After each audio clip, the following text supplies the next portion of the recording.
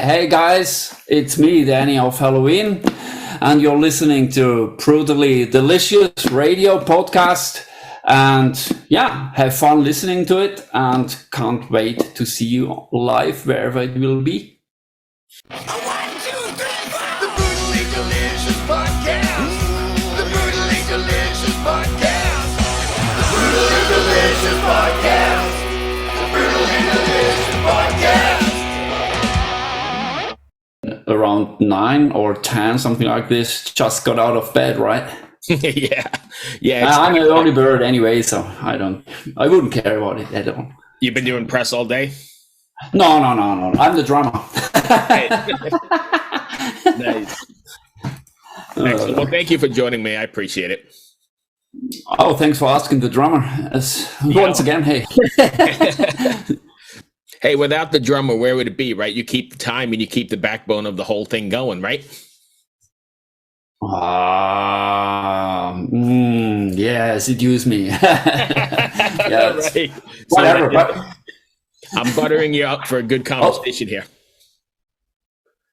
So let's talk about Halloween. Yeah, I guess. Okay, let's take some questions. So let's start with, you guys are getting ready to go out on tour again, right? Yeah. We just have had a break, or still have a break. It's about 3 months already, so yeah. But I know you're coming at the end of March. Yeah. What's it like? At the end of the March, we're going to start rehearsals and then enter the stage again, and can't wait. But I have to I have to bite the bullets until then, so can't wait. Yeah. What's it like finally being able to get back out on the road and play almost like normal? Yeah, I mean, it's really during that special period of time. At the beginning, it was kind of wow, cool. Finally, I found a bit time to practice on stuff I couldn't, and so it was a luxury time in a sense. But all of a sudden, it changed into, because the prospects were quite daunting. You know what I mean? So, and then it was a kind of really shitty, to be honest. So, but then, I mean, we've been on tour right now since almost been on tour for almost a year, since February last year. We started rehearsals and so on, and yeah, it just feels good. That's the place I supposed to be. I have to be. That's my role, my space, my life. So that's unbelievable, and that's as clear as crystal. Yeah, no doubt about it. Were you nervous at all to get back out there? Not really. I would say nervous, neither stage fright, whatever, but it was a kind of it was a journey, like tripping down memory lane. It was like, so it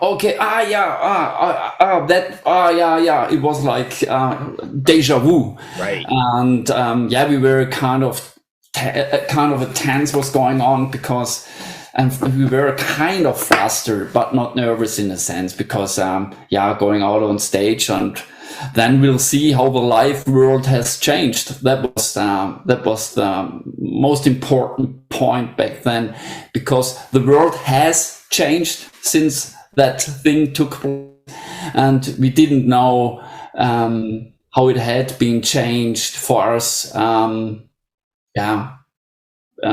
For the live situation, so to say. Right. So. But I imagine the response from the fans was crazy, or still is crazy, right? Because they've been locked up for so long and been not able to go, that the energy must be insane.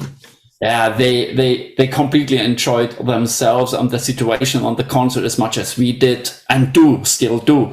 And you're completely right. It doesn't matter on what part on this earth you take place with your instruments or with your band. The fans are as mental as anything, right? To take it that way, and it has changed. The reaction of the fans has changed, quite obvious, and but on a positive way. They are more grateful for having live situations. because before that shitty time, it was like, yeah, it was like normal. It was Took it for granted. yeah, they took it for granted, right? Thanks for helping out. and and now you can see as it doesn't matter where Latin America or Germany, even Germany, which is a hard part to play for us as a German band because the Germans are more well conducted and okay, I bought a ticket, let's entertain me, yeah. Right. And so let's come on, do better. But even those blokes, those lads from Germany are more crazier than before. So it's a positive change worldwide. That's great. And I imagine, and you could be the one to tell me for sure, but I imagine a Helloween show these days is multi-generational, right? Because you guys have been around so long. I mean, the band's to 84, but you've been in the band, I think, since mid-2000s, like 2005-ish? 4 or 5. Yeah. I was in the 20s. Yeah. So, I mean, I imagine now that the crowd is multi-generational, right? Like people like me taking my kids or grandkids or whatever to a Helloween show. That's kind of cool. That's an interesting point, and that's what I can what I watch almost every concert in every hotel. Meanwhile, you have fans. They bring their sons, their complete family, sons, grandsons, and whatever. You know, it's a family happening. Meanwhile, right. So it's great. It's great having 3 generations, not decades, 3 generations in the front of your stage, and watching even the young bloods, the youngest, the grandchilds enjoying the kind of hard music or heavy metal music. So how they get exposed to the kind of music by their fathers and grandfathers, that's what I really appreciate, and what's a kind of a standout thing to me, at least. Sure. So you guys have been in it for a long, long time and considered as one of the, pillars of the, I guess, power metal, heavy metal sort of thing. Do you ever feel any sort of responsibility to the fans and the younger generation of bands that are playing that same sort of music? Of course. It doesn't matter if you are a musician or a sporty or whatever, you name it. So for me as a drummer in a band who is well known around the world, and of course kids growing up with me as watching me as a drummer, so I'm quite I'm really sharp my senses about that matter, being a role model, whatever. I mean, I'm not a whatever that means, right? So I'm always take care for those things. So watch what I say and try to be a good role model, as good as possible in every way, Right. Even in bad way, because the bad sides have to be pushed as well as the good sides, Sure. Okay. Fair enough. So Helloween, the self-titled, was released in 2021. Are you guys working on anything new? Or is it too early? Not yet, to be honest, not yet, because this touring process takes a lot of time. And so, but we're still talking about stuff and what could happen in the future. So down the road, you never know. So we'll see what happens, and or is going to happen or will happen, whatever. So but for sure we will do something new after that tour. And our songwriters such as Andy and Sasha, they writing all day long. I mean, as soon as the idea pops up, they catch it.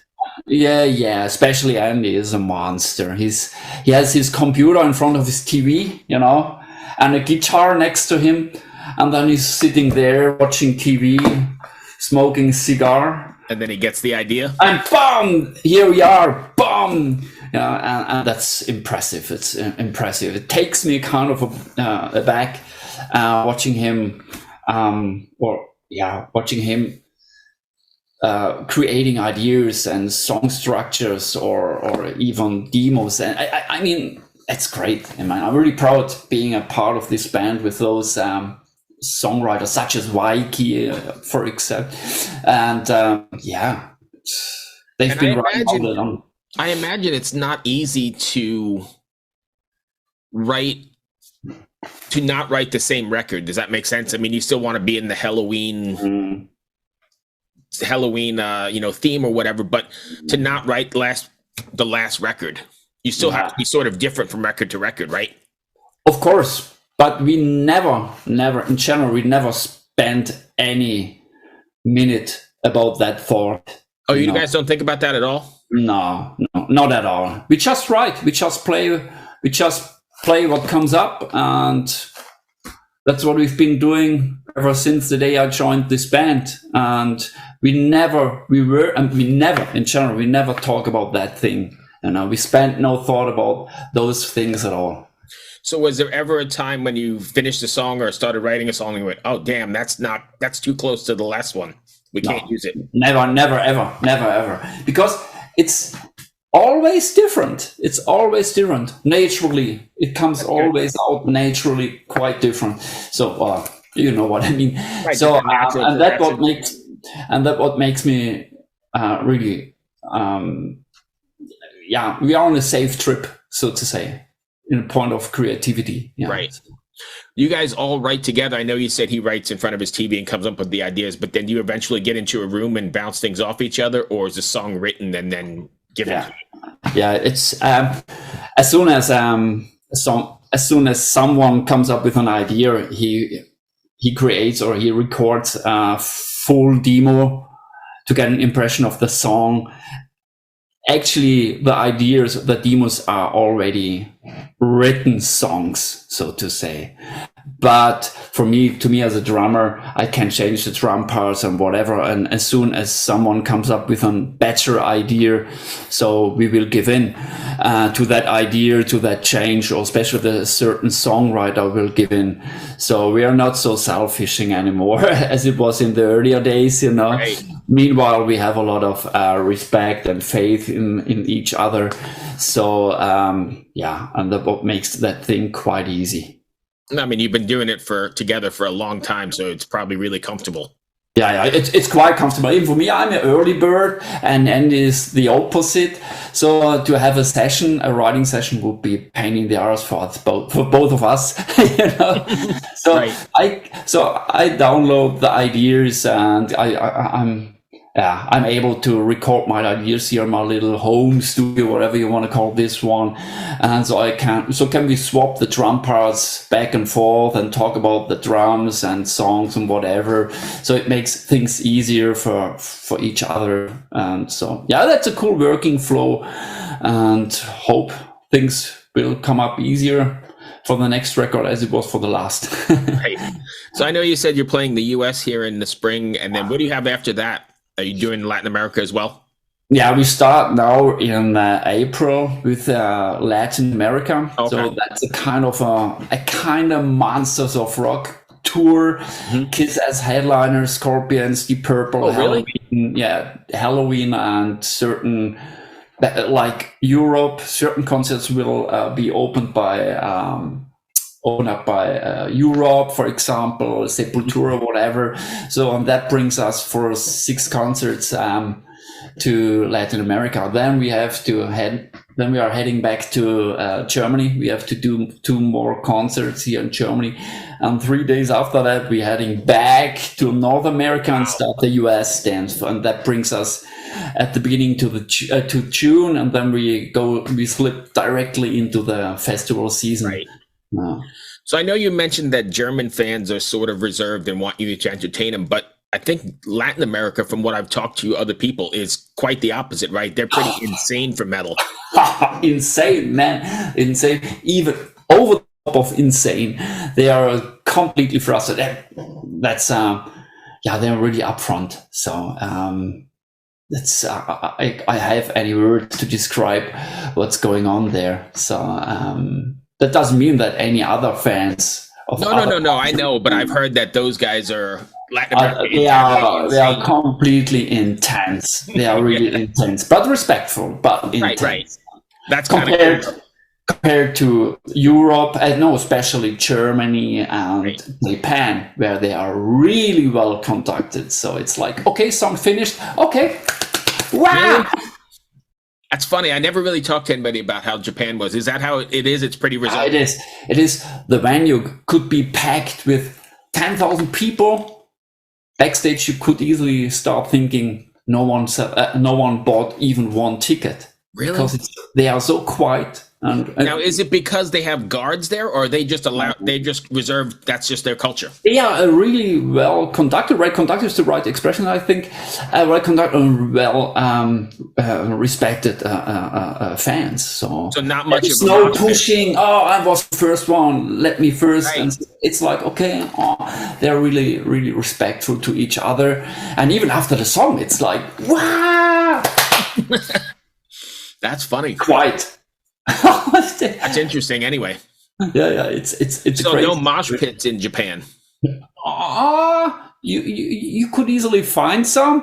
Whatever a mosh pit means in Japan. That could be fair. Moving your arms could be easily seen as a mosh pit. Yeah, that's fair enough. That brings me to the end of my questions. I don't have anything else. Did I miss something you want to cover? Oh no, I'm really looking, man. To be honest, I mean, it's quite a while since the day we left US for the last time. It was in 18, I think. So I just really am desperate to see your country again, to play US. I mean, it's for me as a German, Swiss German, it's a dream, you know. US, America. It was always playing in America was like, wow. If you once get your feet on that ground, you're a rock star. No, I'm not. But to be honest, I just really am desperate to see you guys to play there and can't wait. The entire band, all of us are always looking forward playing for you because it's a different market, a big market. Tons of role models are from the States, you know. Right. Of our role models, so we are in awe of, and so can't wait.